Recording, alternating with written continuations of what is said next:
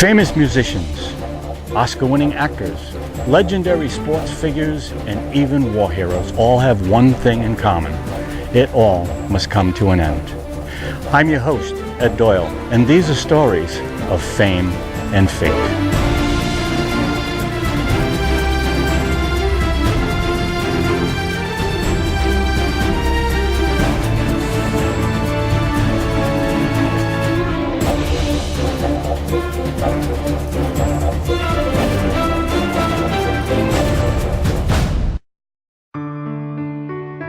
The secret to doing anything is believing that you can do it. Anything that you believe you can do strong enough, you can do. Anything. As long as you believe. These are the words of a man who, like most of us, started out in life doing what most people do to survive. Get a job, work hard, do what's expected of you, and life goes on. We all have what some may call silly dreams of someday being able to do what we truly enjoy and become successful in whatever that might be. But then maybe it's fear. Or maybe it's because we truly don't believe strong enough. Bob Ross did, and he tried to show us every day that we could too.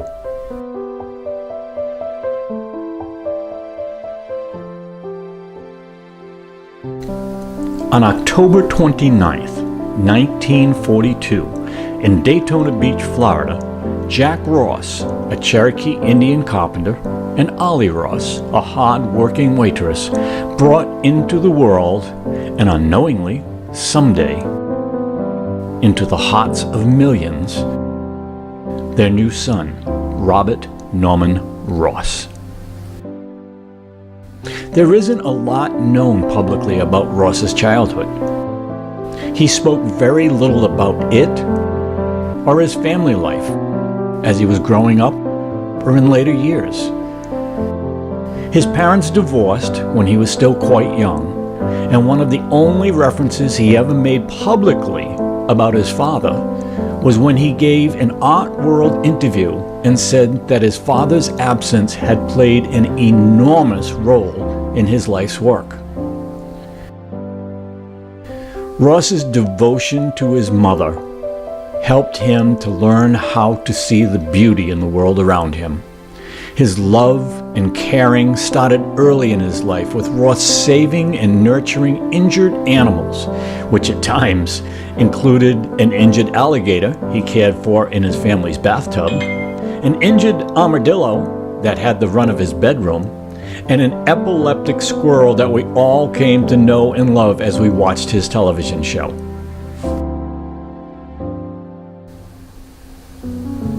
Ross left high school after having only attended his freshman year and went to work with his father as a carpenter to support himself. In an unfortunate accident with a saw, Ross lost part of his index finger.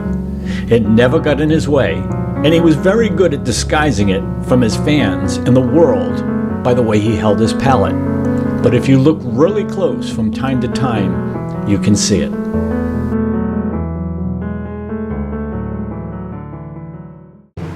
At 18 years old, Ross joined the United States Air Force. He rose through the ranks as a medical technician at Eielson Air Force Base in Fairbanks, Alaska, all the way to Master Sergeant.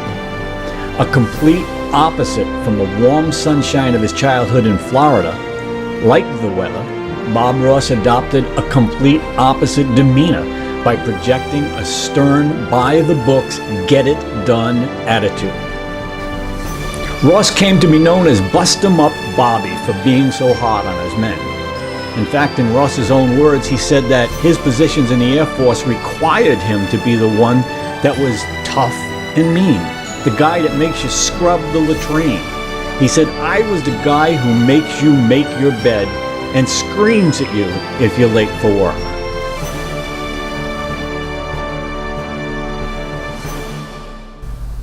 It was during his military career that Bob Ross would discover his, well, own joy of painting when he saw a TV show that was called The Magic World of Oil Painting, which was hosted by the German painter Bill Alexander.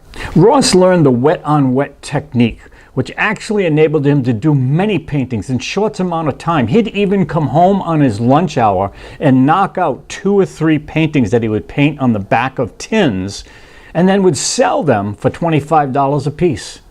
Ross soon realized that he could make much better money than he was earning in the Air Force. And it was this reason, combined with the fact that Ross really didn't like the persona that he had to project, that made him decide to leave the service. Ross was once quoted as saying, "If I ever leave the service, I will never raise my voice again." There's really very few facts of Ross's personal life. They're very vague, to say the least. In part because he was never one to chase fame. He did what he did because he loved it. He gave very few interviews and talked even less about himself and his family. Ross would marry his first wife, Vivian Ridge, or Vicky, as she liked to be known, in 1965, and the couple would have one son, Steve Ross, who even made appearances on Bob's shows, painting along with his dad on Ross's Joy of Painting TV show. But in 1977, Bob and Vicky would divorce. Later that same year, Bob would marry a second time to Jane Zonardelli. They would have no children together, but their dreams remained. And as fate would have it, Bob Ross would meet Annette Kowalski, who would soon become Bob Ross's business manager. Annette had been suffering from a deep depression at the time, and to help lift her spirits, her husband Walter signed her up for a William Alexander painting class, thinking that it would get her mind off of things and cheer her up. When she arrived at the studio, the instructor was none other than Bob Ross, who had been working for the Alexander Art Company. Annette said years later in an interview that she was mesmerized with Ross and that he lifted her right out of her depression with his soft-spoken, comforting way. She knew that there was an opportunity with Ross too as soon as she saw him, and as she put it, to put it in a bottle and sell it. So one night after her last class, Annette and her husband Walter took Ross to dinner and proposed the partnership. Annette took her entire life savings, and with a matching amount from Bob and Jane, the path into the hearts of millions would begin.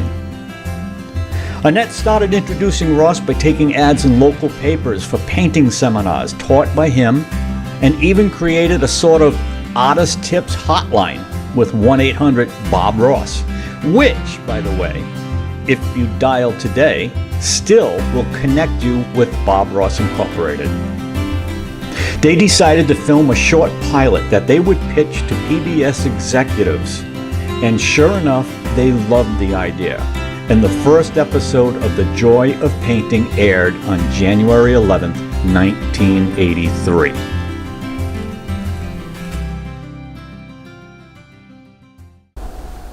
Through the next decade, Ross would enter the homes and the hearts of millions with his television show. People of all ages, some having never held a brush in their hands before, would come to create happy little clouds in their living rooms, confident in what they would create, knowing, as Bob Ross would say, that there were no mistakes, just happy little accidents. Ross's fans absolutely loved him, but some of Ross's fellow painters, however, weren't too enthusiastic, calling his art formulaic and non-expressive. Some art supply stores would even hide Ross's art supplies at the back of the store, not to offend other artists. Sadly, in 1993, fate would come back into play, and Bob's wife Jane would die from cancer. And not long after her death, he himself would be diagnosed with lymphoma, a rare type of blood cancer. Even with the sadness that Bob had endured, and in the personal struggle with his own health, Ross never lost his heartwarming, optimistic wisdom. One of Ross's most heartfelt quotes during that time was, "You gotta have a little sadness once in a while, so you know when the good times come." He said, "I'm waiting on those good times now." Like the rest of his life, Ross would not let the public know about his diagnosis and only told his closest friends and relatives. It is said that Ross continued painting his happy little trees in his happy little places right up to the end. On July 4th, 1995, Bob Ross passed away from cancer. He rests here in Woodlawn Memorial Park in Orange County, Florida, with a simple marker that says Bob Ross, TV star. His marker may reflect his fame, but thankfully for us, his fate was to bring love and beauty into the hearts of so many.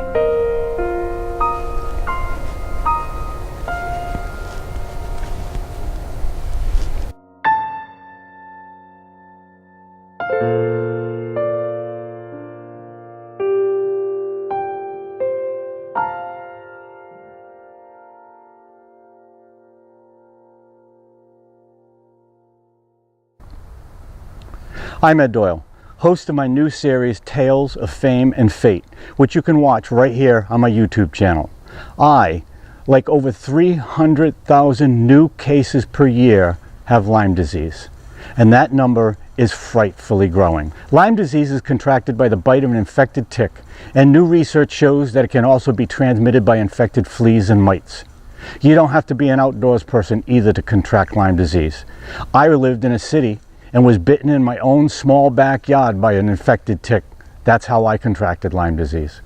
Lyme disease is very hard to detect and identify, and even harder to treat, with symptoms that mimic dozens of other illnesses, while the lives of those infected, men, women, and children alike, spiral downhill, devastating their health, their careers, and their families.